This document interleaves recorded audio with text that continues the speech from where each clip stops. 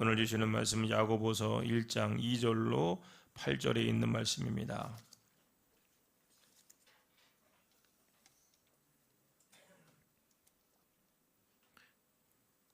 야고보서 1장 2절로 8절에 있는 말씀입니다. 우리 함께 읽겠습니다. 시작. 내 형제들아, 너희가 여러 가지 시험을 당하거든 온전히 기쁘게 여기라. 이는 너희의 믿음의 시련이 인내를 만들어내는 줄 너희가 알미라. 인내를 온전히 이루라. 이는 너희로 온전하고 구비하여 조금도 부족함이 없게 하려 함이라. 너희 중에 누구든지 지혜가 부족하거든 모든 사람에게 후히 주시고 꾸짖지 아니하시는 하나님께 구하라. 그리하면 주시리라. 오직 믿음으로 구하고 조금도 의심하지 말라. 의심하는 자는 마치 바람에 밀려 요동하는 바다 물결 같으니 이런 사람은 무엇이든지 주께 얻기를 생각하지 말라. 두 마음을 품어 모든 일에 정함이 없는 자로다. 아멘. 오늘도 살아계신 아버지 하나님의 은혜 복이 우리 모두 가운데 함께 하시기를 주님의 이름으로 기원을 드립니다. 오늘은 시험을 만났을 때라고 하는 제목으로 하나님 말씀을 우리가 나눌 때 우리 인생 가운데 찾아오는 여러 가지 시련과 어려움들을 이상하게 여기지 말고 그것이 오늘 나의 삶들 속에 역사하시는 하나님의 능력과 또 하나님의 기적의 통로라고 하는 것을 알고 항상 믿음 가운데 살아갈 수 있는 우리 모두가 되기를 주님의 이름으로 축복을 드립니다. 아멘. 우리 인생 가운데는 종종 우리가 예상치 못한 그리고 별로 좋아하지 않는 그런 불청객들이 찾아오게 됩니다. 이 불청객들을 우리는 문제다, 시련이다, 시험이다, 어려움들이다 이렇게 이야기를 해요. 오늘 성경에도 보니까 너희가 여러 가지 시험을 당하거든 온전히 기쁘게 여기라. 너희가 여러 가지 시험을 당하거든 온전히 기쁘게 여기라. 그렇습니다. 우리 인생 가운데 시험이라고 하는 것은 당연한 거예요. 누구에게나 이런 시련 어려움들은 찾아오게 됩니다. 그런데 성경은 여기에서 한 발 더 나아가 기쁘게 여기라 명령하고 있습니다. 부탁하는 것이 아니라 기쁘게 여겨라. 시험을 어려움을 고통을 기쁘게 여겨라. 그러면 왜 우리가 기쁘게 여겨야 할까요? 3절에 보니까 이렇게 말씀하고 있습니다. 이는 너희 믿음의 시련이 인내를 만들어내는 줄 너희가 알미라. 그래, 시험을 통하여 우리에게 주어지는 하나님의 선물이 있는데 그것이 바로 인내라고 하는 거예요. 인내. 그래서 우리 인생 가운데 여러 가지 많은 시련들, 어려움들, 그것이 우리에게 있어 하나님의 저주가 아니라 하나님께로 가까이 나아가기 위한 또 하나님의 복을 받기 위한 하나님의 은혜의 과정이다라고 하는 거예요.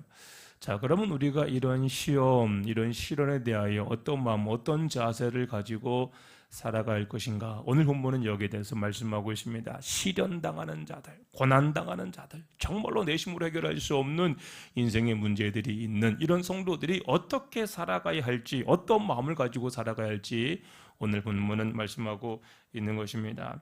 먼저 우리가 여기서 생각해 볼 것은 시험이 없는 인생은 없다. 한번 따라 볼까요? 시험이 없는 인생은 없다. 시험이 없는 인생은 없다.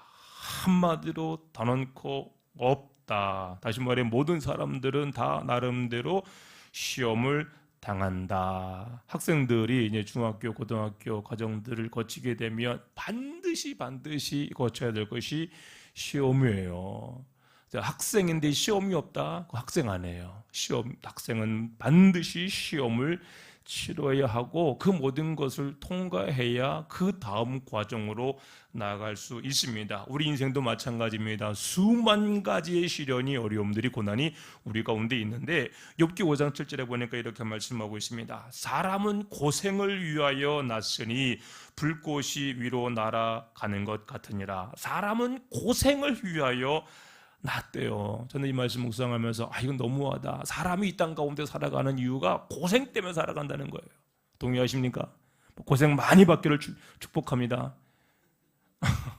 근데 성경은 분명히 말씀하고 있는 것이 사람은 고생을 위하여 났다. 그래요. 이 말은 무엇입니까? 결국은 모든 사람들은 나름대로의 시련거리움들을 가지고 있다라고 하는 거예요. 시리아에 내려오는 전설이 하나 있다고 합니다. 한 아버지가 외아들을 데리고 사냥을 나가게 됩니다. 이곳저곳을 이제 헤매다가 큰 맹수 한 마리를 발견을 하게 됩니다. 그래서 아버지가 그 맹수랑 막 싸우고, 그리고 가까스로 그 맹수를 제압하여 이제 사냥을 이제 성공을 했습니다. 그런데 보니까 옆에 아들이 없어요. 아들과 함께 갔는데 아들이 없어요. 그래서 그 아들을 찾아 이 산 저 산 여기저기 모든 동굴들을 다 이제 찾아 헤매게 되는데, 어느 동굴 앞에서 이제 피를 흘리며 쓰러져 죽어 있는 아들을 이제 발견하게 됩니다. 하나밖에 없는 아들인데 그 아들이 맹수에 의하여 찢겨서 죽은 거예요. 이제 그 찢겨 죽은 그 아들을 이제 안고서 이제 집을 향해 가는데, 이제 집에 있는 아내에게 아들이 죽었다라고 하는 이 소식을 이제 전해야 하잖아요. 하나밖에 없는 아들인데, 그러면 이제 자기 아내, 그 엄마는 어떻게 했습니까? 그 말을 들으면 아마 기절할지도 모르고요, 심지어 함께 죽을 수도 있는 그러한 상황이었습니다. 어떻게 할까 이제 고민을 이제 하게 됩니다. 그러다가 이제 집을 이제 동도하게 되는데, 반갑게 맞이하고 있는 그 아내에게 이 남자가 이렇게 이야기를 합니다. 여보, 내가 이번 사냥에선 아주 특이한 짐승을 잡았어요. 그런데 이 짐승은 한 번도 고난이나 아픔을 경험하지 못한 집에서 그릇을 빌려다가 요리를 해야 제맛이 난다고 합니다. 당신이 동네에 나가서 고난이나 아픔을 경험하지 않는 그런 집이 있다라고 하면 그 집에 가서 그릇 좀 빌려오세요. 그리고 그것을 가지고 요리하면 아주 맛있는 음식이 될 거예요. 아내는 그 말을 듣고 이제 이 집 저 집을 찾아다니기 시작합니다. 혹시 가정 가운데 고난이 있었나요, 없었나요? 어려움이 있었나요, 없었나요? 아픔이 있었나요, 없었나요? 모든 집들을 다 돌아다녀 보았는데 고난이나 아픔이나 시련이나 없는 집이 없는 거예요. 다 나름대로 알게 모르게 크건 작든 간에 문제 어려움들이 있었다는 것, 있게 된 겁니다. 그래서 결국은 이 집 부인은 하루 종일 다 돌아다닌 다음에 이제 빈손으로 집에 다시금 돌아오게 됩니다. 그리고 이제 가보니까 고난과 시련과 어려움들이 없는 집이 없네요. 이렇게 남편에게 합니다. 그래서 빌려오지 못했습니다. 이렇게 얘기를 합니다. 그러자 남편이 그때 비로소 이렇게 얘기합니다. 모든 사람이 겪는 고난과 아픔이 우리 가정에도 찾아왔어. 참 지혜로운, 모든 가정들이 겪는 고난과 아픔이 우리 가정에도 찾아왔어. 우리 사랑하는 아들이 짐승에 의하여 죽었어. 이렇게 이야기를 하는 거예요. 그래, 이 세상에 발을 딛고 살아가는 모든 인생 가운데는 고난은 필수입니다. 신앙생활을 하는 우리에게도 마찬가지입니다. 믿음 생활을 잘해도 말씀 가운데 순종하는 그 삶들 속에서도 여전히 고난은 우리 가운데 있습니다.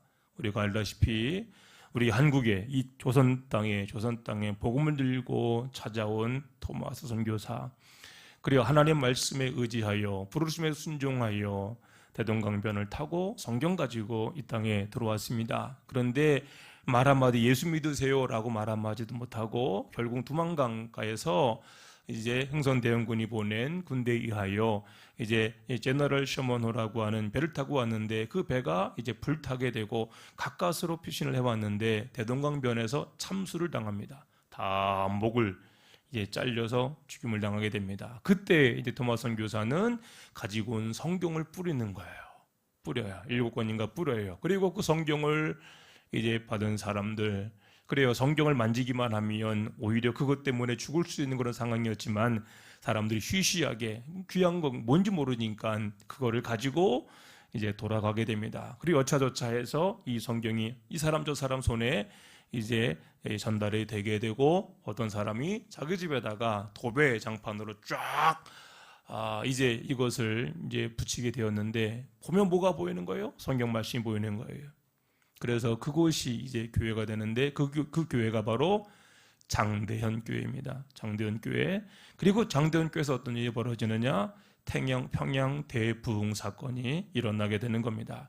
그리고 평양 대부흥 사건이 이어져서 결국 한국 우리 성결교단에도 이어지게 되고 그 회개 운동이 계속 진행되어 우리 교단 가운데도 성결의 이 엄청난 역사로 인하여 오늘 이 시간 우리가 이렇게 있게 되는 것입니다.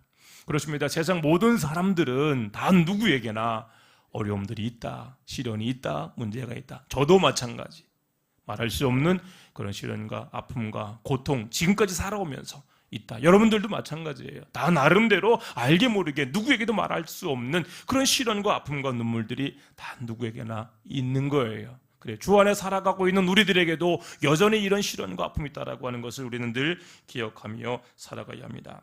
두 번째로 우리가 이제 시험이라고 하는 걸 통할 수 있는 것은 뭐냐면 이 시험의 강도, 이 시련의 강도가 크면 클수록 축복도 크다. 시험이 크면 축복도 크다. 시험이 작으면 마찬가지로 축복도 작아요. 큰 시험을 만나게 되면 큰 시험은 단순히 시험으로 끝나는 것이 아니라 그것이 지난 이후에는 엄청난 축복이 임하게 된다는 얘기예요. 우리가 풍랑을 놓고 볼 때 태풍이 그냥 쓱 가면 그냥 바람으로 끝나요. 그러나 이 풍랑, 태풍이 바다를 뒤집어 버리면 그 엄청난 위세 가운데 우리는 두려워 떨 수밖에 없습니다. 심지어 어떤 배들은 어떻게 돼요? 난파가 되고 또 어떤 이제 사람들은 그 풍랑 가운데, 그 폭풍 가운데 생명을 잃을 수도 있습니다.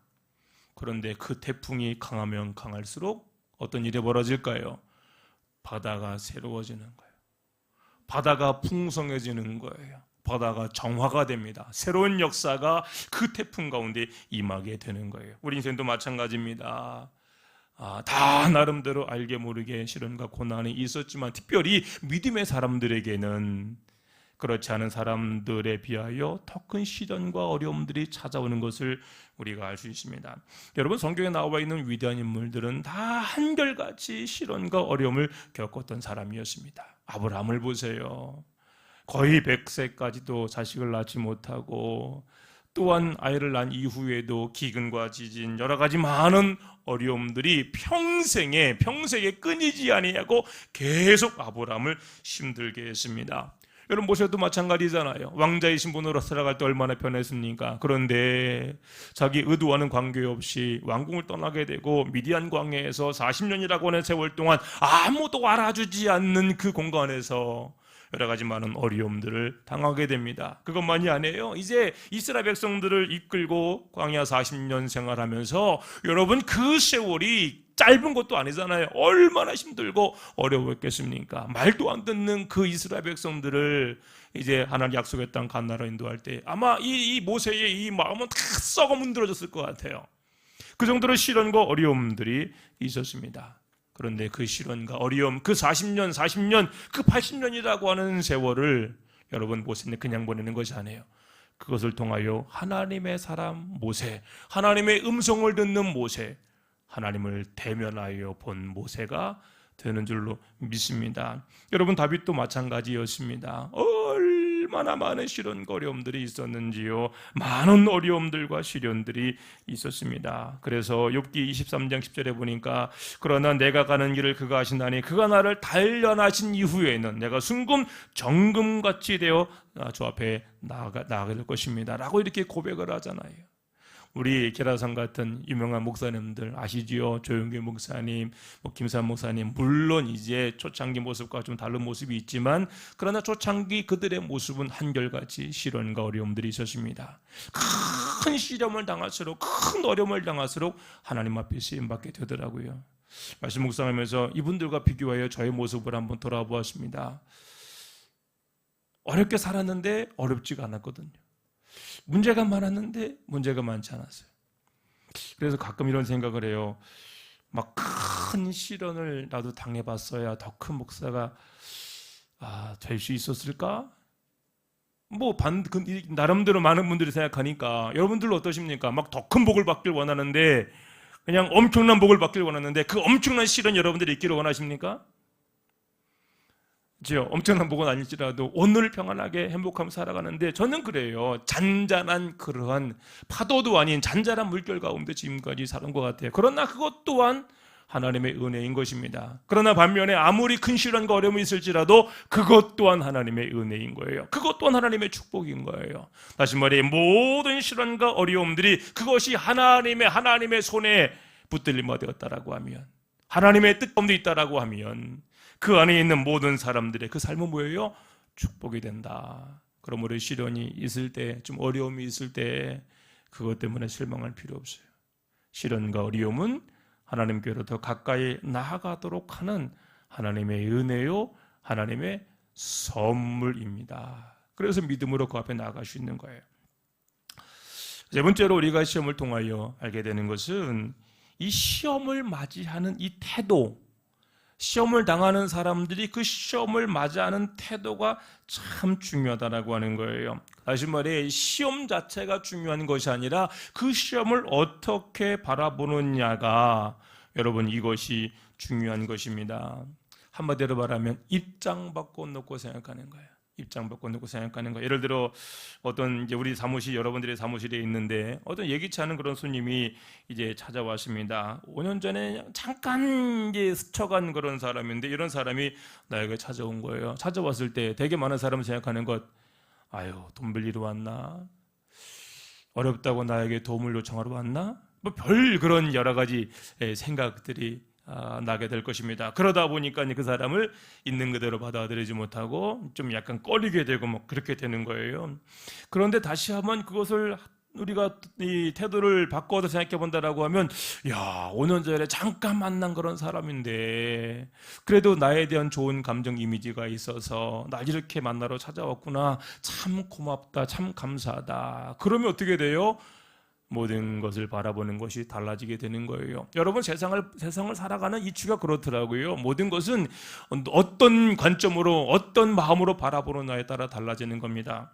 한번 운동하는데 산을 이렇게 보게 되었습니다. 저 산에 보게 되면 여러분들도 알다시피 거기에 큰 첨탑들이 그냥 산 꼭대기에 쫙 들어가 있습니다. 그래서 몇 분의 사람들이 이제 한전을 욕하는 거예요. 한전을 욕하는데, 아니 저 아름다운 저 백두대간에 저 이제 전기, 아우 저 첨탑이 뭐냐, 저 흉물스러운 거 저거 빨리 치워야 되고, 저런 거 만든 인간들은 다 그냥 빨리 죽어야 되는, 막 이렇게 뭐 험한 말까지 막 나오는 거예요.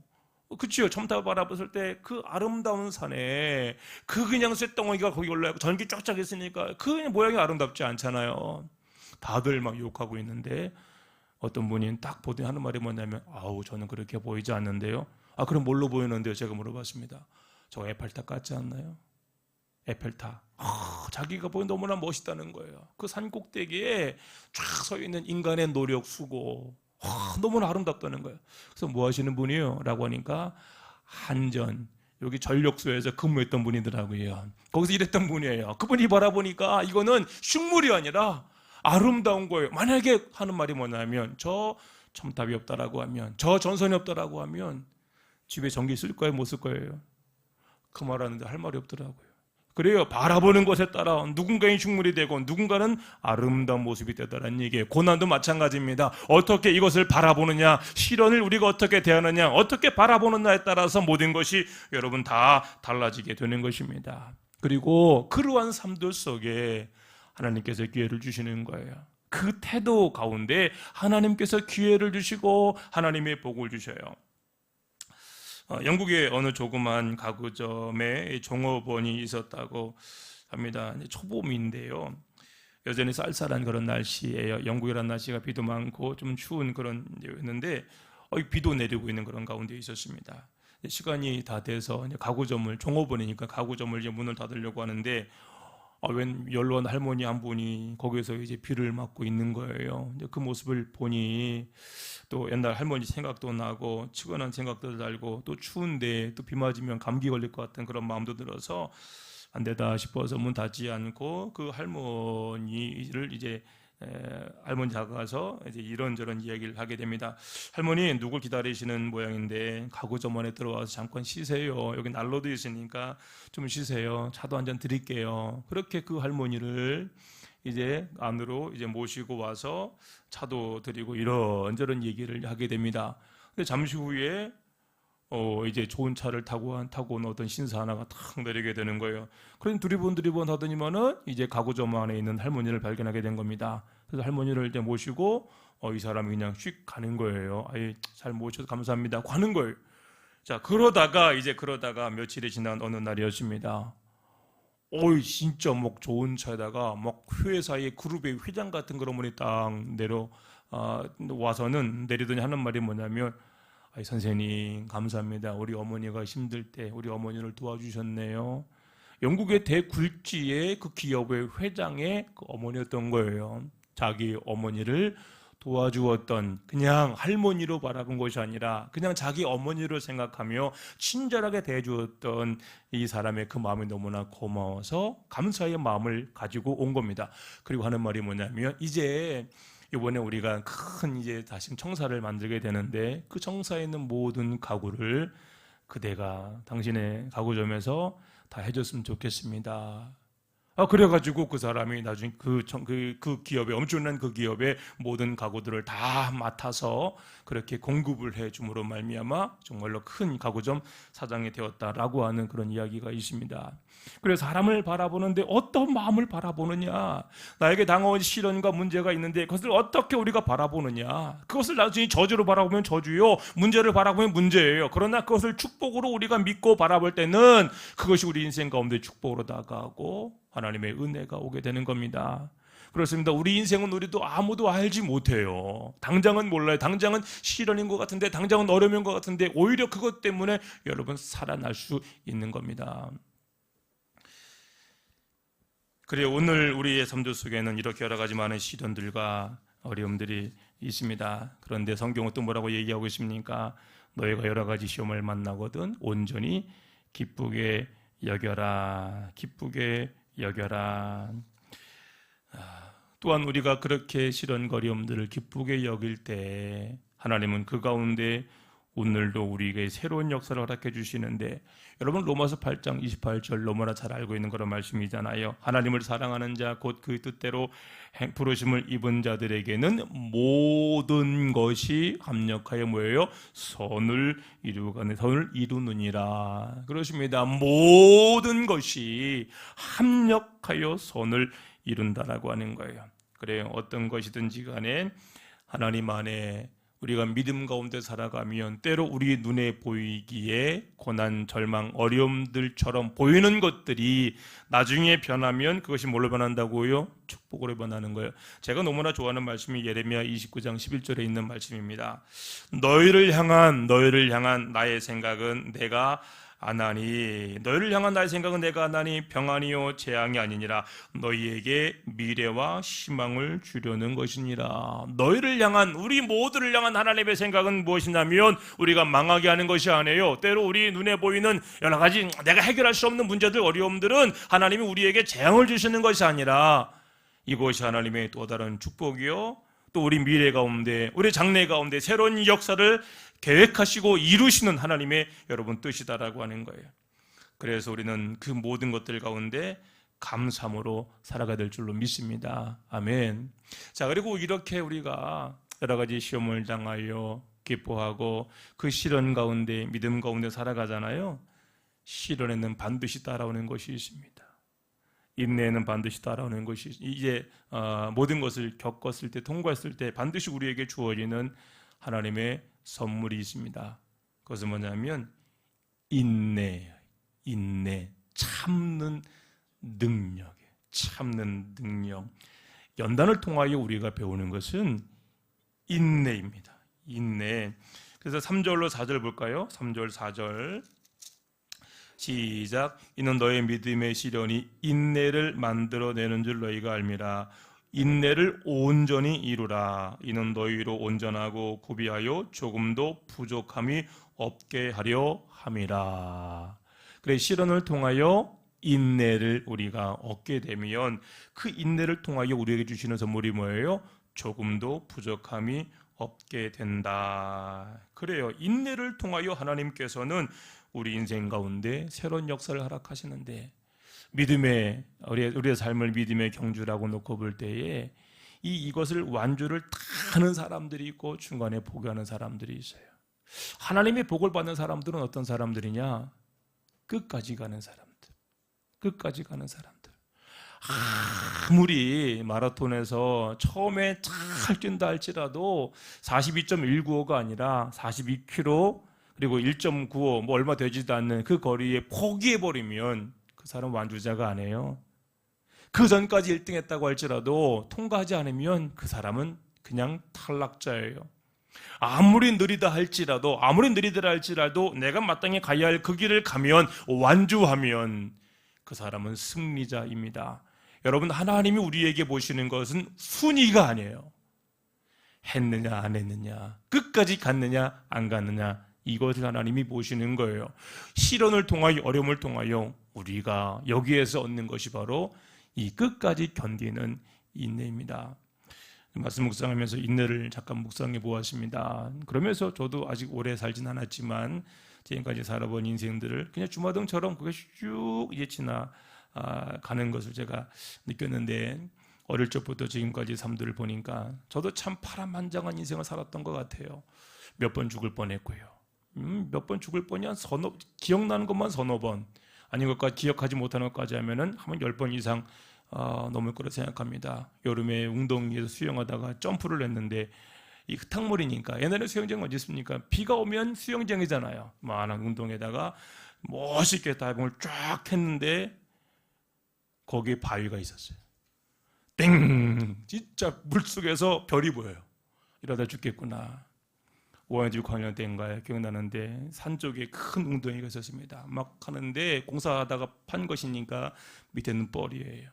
가는데 지쳐, 개수영, 그때는 뭐 수영이 어디 있습니까? 개수영 아시잖아요. 막 하는데 지쳐버린 거예요. 얕겠지 생각했는데 이게 이렇게 된 겁니다. 여기에 들어간 거예요. 그냥 얕겠지 하고 딱 한 다리가 안 닿아요. 쑥 내려가는데 사람이요, 힘든 상태, 지친 상태에 내려가면은요, 뭔가 이게 보여. 아, 이게 죽는 거구나. 그냥 쑥 내려가는데, 지금도 기억나는 임성빈이라는 친구가, 얘가 개수영을 잘했습니다. 머리를 잡고 올라가 살았어요. 차에 치여 죽을 뻔하기도. 그 차 이름이 재민입니다. 아십니까? 재민이카에 재민이가 차 죽을 뻔. 실제로 붕 날아갔어요. 많이 죽을 뻔했고요. 진짜 여러 가지 많은 어려움들, 돈이 없어서 여러 가지 뭐 많은 그런 시련과 어려움들이 저에게도 있었어요. 그런데 지나고 보니까 그런 것이 있어 오늘 저희의 모습이 있더라고요. 부교육자 생활을 오래 했잖아요. 여러 목사님들을 만났습니다. 때로는 힘든 분들도 만났습니다. 때로는 말도 안 되는 그런 선배들도 만났어요. 저는 지금까지 단 한 번도 제가 모시던 목사님들에게 노라고 한 적이 없어요. 단 한 번도 안 돼요, 못 해요, 싫습니다라고 말한 적이 없어요. 말도 안 되는 것일지라도 네 알겠습니다. 못 하더라도 네 알겠습니다. 심지어는 막 큰 굉장히 높은 이제 건물 빌딩인데 거기다가 플랜카드를 달래요. 플랜카드 하는데 입도 내려가는 거거든요. 근데 그거는 여차하면 그냥 10m 되니까 떨어져 죽을 수 있어요.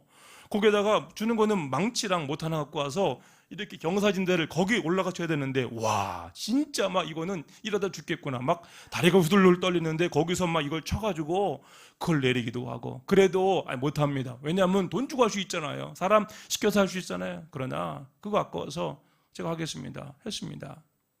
그런데 그런 과정들이 지나고 보니까요, 그것 때문에 오늘의 저의 모습이 있더라고요. 그러니까 저는 웬만하면 포기하지 않습니다. 웬만하면 그것 때문에 에이 안 돼 하고 멈추지 않아요. 그냥 가는 거예요. 저는 시련과 어려움들을 통해 배운 것이 바로 끝까지 가는 것입니다. 끝까지 가는 것을 배웠습니다. 우리 인생도 마찬가지인 것 같아요. 끝까지 가는 것, 그것이 하나님의 축복이고, 또 마침내 하나님의 풍성한 은혜와 복을 받는 사람들도 마찬가지, 이제 끝까지 가는 사람들이에요. 시련을 통해 우리가 배우는 것은 인내를 배울 수 있습니다. 마지막으로 우리가 시험을 당할 때 우리는 어떤 태도를 가지고 있어야 하느냐, 따라합시다. 기도해야 한다. 자, 우리가 5절부터 8절에 나와 있는 내용은 결국 기도에 대한 그런 내용입니다. 그래, 시련을 이야기하고 그 다음 말씀하시는 것이 기도에 대한 이야기입니다. 5절 보니까 너희 중에 누구든지 지혜가 부족하거든 모든 사람에게 후히 주시고 꾸짖지 아니하신 하나님께 구하라. 하나님께 기도하여라. 그래야면 뭐예요? 주시리라. 기도하면 주신다라고 하는 거예요. 그래요. 시련을 당할 때, 어려움을 당할 때 아유 나는 왜 그래? 하나님 뭐 하시나? 라고 하는 것이 아니라 그때 하나님 앞에 전심으로 나와 기도할 때 하나님은 그 시련 당한, 그 고난 당한 그 사람의 그 기도를 들으시는 거예요. 그리고 역사하시는 거예요. 그때 우리는 바라보게 될 것입니다. 하나님은 선하시고 나를 사랑하시는 그 하나님께서 내 인생 가운데 내가 생각할 수도 없는, 상상할 수도 없는 엄청난 일을 이루어 가셨구나. 우리는 그때 고백할 수가 있어요. 그것이 하나님의 능력인 거예요. 이것이 고난당하는 자들에게 주시는 하나님의 축복입니다. 어떤 분들은 가만히 계시는 분들이 있어요. 뭔가 되겠지는 되지 않습니다. 무엇인가 내가 하려고 할 때에 역사 일어나는 거예요. 어떤 농부가 노새를 끌고 가다가 한눈 파는 사이에 이 노새가 그만 집 앞에 있는 큰 이 우물역에 이제 미끄러져서 떨어지게 된 거예요. 그 우물에 딱 떨어졌습니다.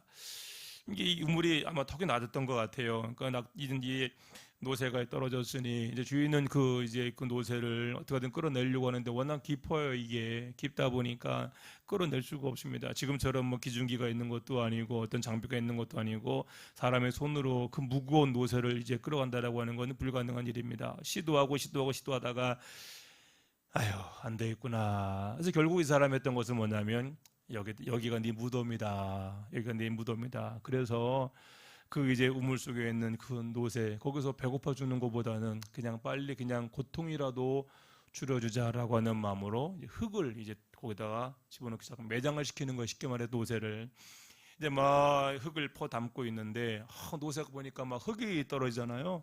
이 노새가 참 지혜로운 것 같아요. 흙이 딱 내리니까 흙이 오는 피해가지고 거기 막 밟고 여기도 밟고 막 밟고 그 어떻게 되겠어요? 흙은 계속 차올라가고 노새는 어떻게 해요? 흙을 밟고 올라가더니만은 거기서 까꿍 바로 주인을 만나고 눈이 마주치는 거예요.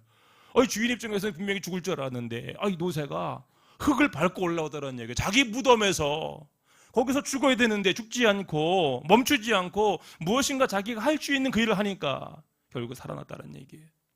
기도는 그런 것 같아요. 우리가 아무것도 할 수 없을 때 누구도 의지할 수 없을 때 그때 우리가 하나님 앞에 우리가 할 수 있는 것은 유일한 건 하나예요. 아버지요 도와주세요. 아버지요 불쌍히 여겨주세요. 우리가 기도할 때에 하나님은 우리의 기도를 들으시는 줄로 믿습니다. 그리고 기도를 통하여 새로운 역사가 우리 가운데 임하게 될 줄로 믿습니다. 그래 우리 인생 가운데 시련 어려움들 그것은 여러분 없는 게 아니에요. 반드시 우리 인생 가운데 지금까지는 당하지 않을지라도 여러 가지 시련 어려움들이 찾아올 수가 있습니다. 그런 시련 어려움이 왔을 때 저는 저와 여러분들이 그것 때문에 실망하지 않았으면 좋겠습니다. 그것 때문에 낙심하지 않았으면 좋겠고 그것 때문에 가야 할 길을 멈추지 않았으면 좋겠습니다. 오히려 유능한 이제 항해사들은 풍랑이 오면 그 풍랑 가운데 두려워하는 것이 아니라 그 바람을 이용하여 마침내 가야 할 그곳에 더 빨리 갈 수 있잖아요. 유능한 선원은 풍랑을 문제로 보는 것이 아니라 기회로 생각하게 됩니다. 우리 인생 가운데 시련도 문제가 아니라 하나님이 주시는 은혜다, 하나님의 축복이다 그렇게 믿고 또 마침내 그 시련이 축복으로 변하게 되는 이 놀라운 역사를 경험할 수 있는 우리 모두가 되기를 주님의 이름으로 축복을 드립니다. 아멘.